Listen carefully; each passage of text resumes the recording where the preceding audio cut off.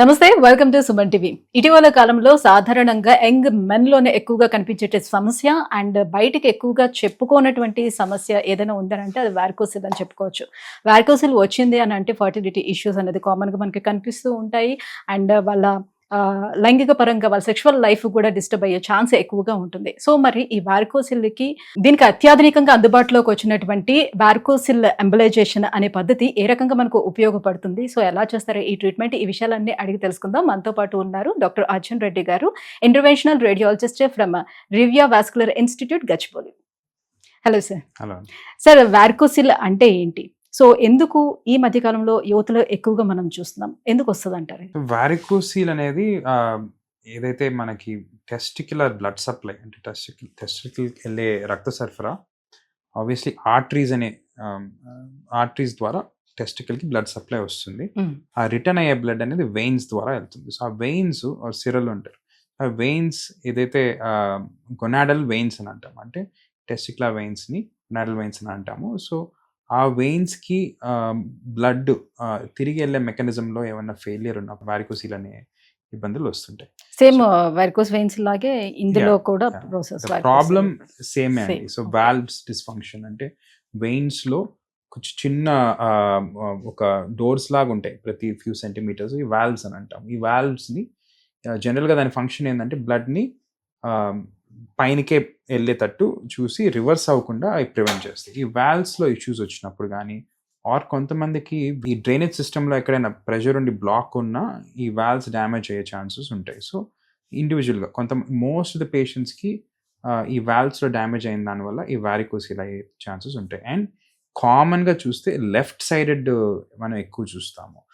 So left sided అనేది left sided testicular vein kidney vein వరకు వెళ్ళి అక్కడ కనెక్ట్ అయ్యి దాని ద్వారా డ్రైన్ అవుతుంది అనమాట. సో ఆల్మోస్ట్ పెల్విస్ నుంచి సగం కడుపు వరకు ఒక స్ట్రెచ్ ఆఫ్ వెయిన్ పోయి లెఫ్ట్ కిడ్నీ నుంచి వచ్చే వెయిన్ కి కనెక్ట్ అయ్యి దాని ద్వారా మెయిన్ ఛానల్స్లో డ్రైన్ అవుతుంది. సో ఎప్పుడైతే ఈ లాంగ్ పాత్ ఒకటి చూసుకుంటే ఈ లాంగ్ దానివల్ల కొన్నిసార్లు ఈ వెయిన్స్ ఫెయిల్ అయ్యే ఛాన్సెస్ ఉంటాయి.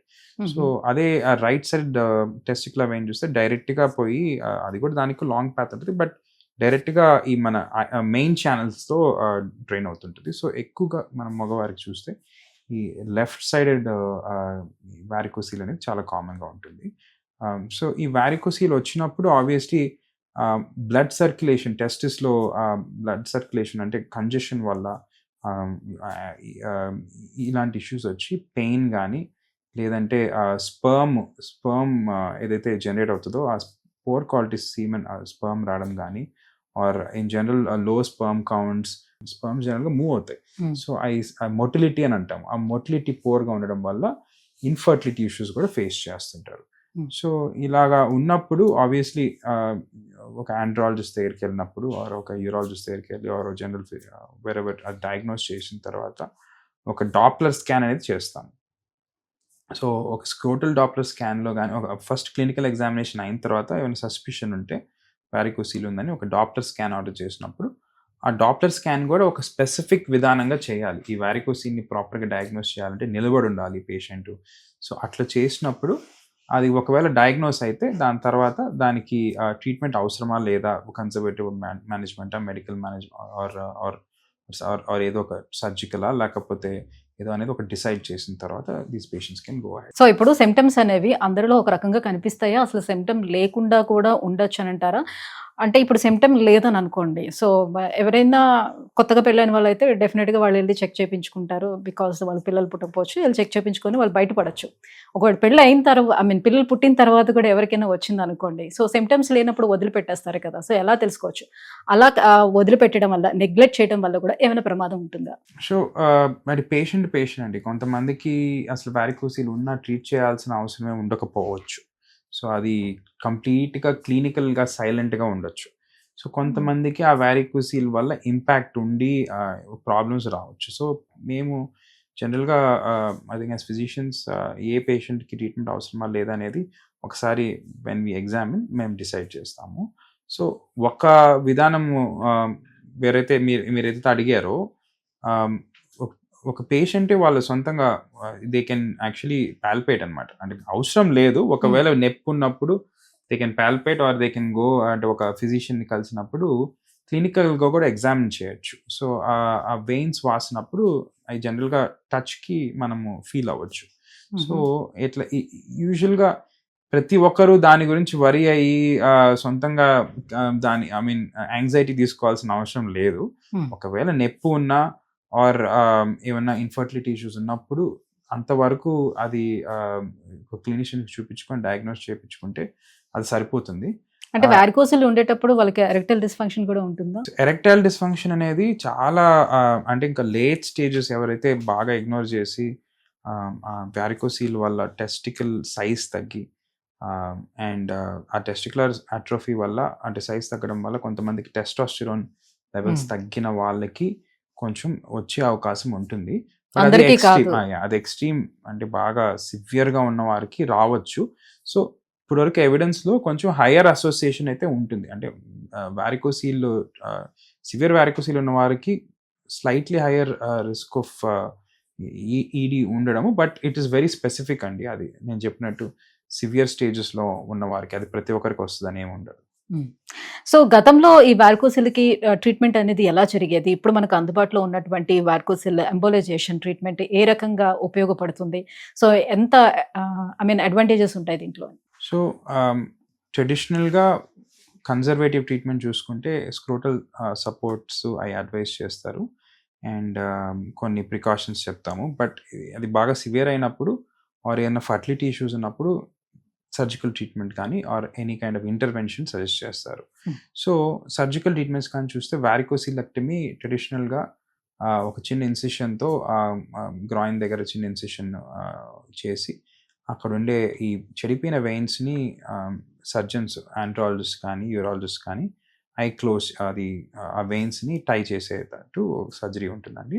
సో, ఈ సర్జరీలో కానీ చూసుకుంటే ఎవిడెన్స్ బట్టి ఒక 15% ఓవరాల్ రికరెన్స్ రేట్ ఉండొచ్చు. అంటే ఒక సర్జరీ చేసిన తర్వాత కూడా మళ్ళీ ఒక 15% మందికి తిరిగి వచ్చే అవకాశం ఉంటుంది. ప్లస్ ఒక 10% ఆఫ్ ద పేషెంట్స్‌కి సర్జరీ అయిన తర్వాత అక్కడుండే డ్రైనేజ్ సిస్టమ్ అని ఒకటి ఉంటుందండి, లింఫాటిక్స్ అని. సో, లింఫాటిక్స్ ఏంటంటే ఈ రక్తనాళాలతో పాటు పక్కనే చిన్న మైన్యూట్ ఛానల్స్ ఉంటాయి. ఈ సర్జరీ చేసేటప్పుడు ఈ లింఫాటిక్స్ ఇంపాక్ట్ అయ్యి దానివల్ల ఒక 10% ఆఫ్ ద పేషెంట్స్‌కి హైడ్రోసీల్ అంటే ఈ స్క్రోటంలో నీరు ఫామ్ అయ్యే రిస్క్ కూడా ఉంటుంది.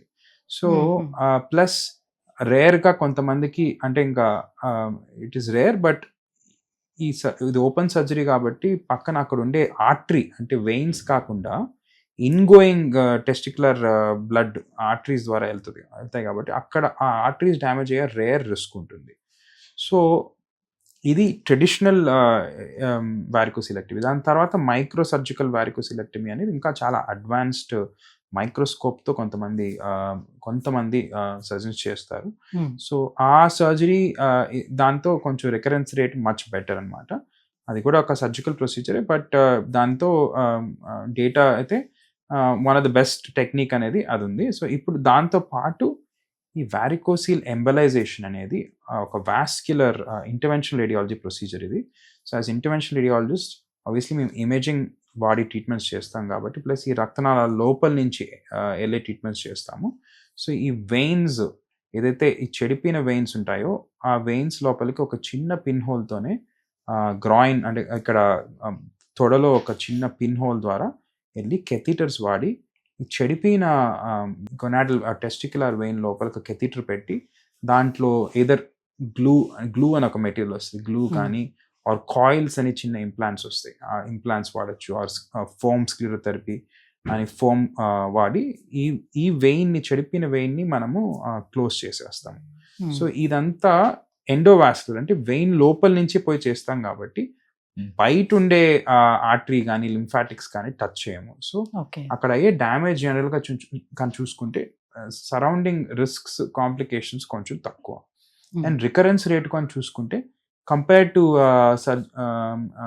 ట్రెడిషనల్ 15% నేను రికరెన్స్ రేట్ చెప్పాను సర్జరీకి, దీంట్లో ఒక 5 to 7% రికరెన్స్ రేట్ రావచ్చు. ఇప్పుడు ఇంకా కొత్త టెక్నిక్స్తో ఆ రికరెన్స్ రేట్ కూడా ఇంకా తగ్గుతుందనే మాకు ఎర్లీ డేటా వస్తుంది. సో, ఆల్మోస్ట్ ఒక మైక్రోసర్జికల్ వారికోసిలెక్టమీ కన్నా కొంచెం కొంచెం మైల్డ్లీ కొంచెం ఎక్కువ రికరెన్స్ రేట్ ఉన్న ఓవరాల్ కాంప్లికేషన్స్ రిస్క్స్ చూసుకుంటే, అండ్ ఇది ఒక day care procedure, with in 3-4 hours patient ఇంటికి వెళ్ళిపోవచ్చు. ఎలాంటి కట్ కానీ అక్కడ ఒక స్కార్ కానీ ఏమి ఉండదు. ఓకే. అనస్థీషియా అవసరం ఉండదు. సో కొంచెం లోకల్ లోకల్ అనస్థీషియాలను చేస్తాము.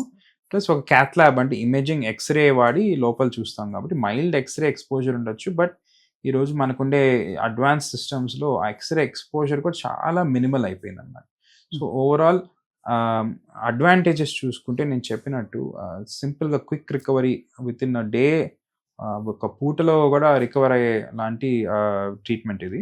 సో అదే కంపేర్ టు సర్జరీ, సెన్సిటివ్ ఒక గ్రాయిన్లో చేసినప్పుడు ఆబ్వియస్లీ కొంచెం డిస్కంఫర్ట్, రికవరీ కొంచెం ప్రొలాంగ్ ఉండొచ్చు. సో ఈ అన్ని కంపేర్ చేసుకొని ఒక పేషెంట్కి ఎప్పుడైనా ఈ ప్రాబ్లమ్స్ ఉన్నప్పుడు ఆబ్వియస్లీ వాళ్ళ పర్సనల్ చాయిసెస్ కూడా ఉంటాయి. కొంతమందికి దే ఆర్ అబ్సల్యూట్లీ హ్యాపీ సర్జరీకి వెళ్ళడం, కొంతమందికి ఆ డిస్కంఫర్ట్ అందరికీ నచ్చదు. So patient to patient ideal treatment అనేది చూసుకొని మేము రికమెండ్ చేస్తాము. ఇంకొక లాస్ట్ పాయింట్ ఏంటంటే, ఈ ఫర్టిలిటీ అఫ్కోర్స్ జనరల్గా ఈ పేషెంట్స్కి పెయిన్ అండ్ ఫర్టిలిటీ ఈ 2 ఇష్యూస్ ఉంటాయి. సో పెయిన్ అనేది ఈ ట్రీట్మెంట్స్ కన్నా చాలా బాగా రెస్పాండ్ అవుతుంది. ఫర్టిలిటీ కూడా 60-70% ఆఫ్ ద పేషెంట్స్కి జనరల్గా వారికోసిల్ ఎంబలైజేషన్ చేసిన తర్వాత ఫర్టిలిటీ ఇంప్రూవ్మెంట్ కూడా మనము ట్రీట్మెంట్ అయిపోయిన తర్వాత కూడా మనకి మెడికేషన్ ఏమైనా ఉంటుందా ఫర్దర్గా? యాంటీ ఇన్ఫ్లమేటరీ మెడికేషన్ అంటే అక్కడ మనం ట్రీట్మెంట్ చేసిన తర్వాత కొన్ని రోజులు డిస్కంఫర్ట్ ఉంటుంది. సో ఆ డిస్కంఫర్ట్ తగ్గించడానికి, పెయిన్ తగ్గించడానికి కొన్ని రోజులు మందులు ఇస్తాము. But apart from that long term medications ఏమి ఉండవు. Thank you sir. So varicocele రావడానికి రీజన్స్ అండ్ ప్రస్తుతం దీనికి అందుబాటులో ఉన్నటువంటి వారికోసిల్ ఎంబోలైజేషన్ ట్రీట్మెంట్ ఎలా చేస్తారు, దానివల్ల ఉన్నటువంటి బెనిఫిట్స్ గురించి కూడా ఎక్స్ప్లెయిన్ చేసినందుకు thank you so much. Thank you.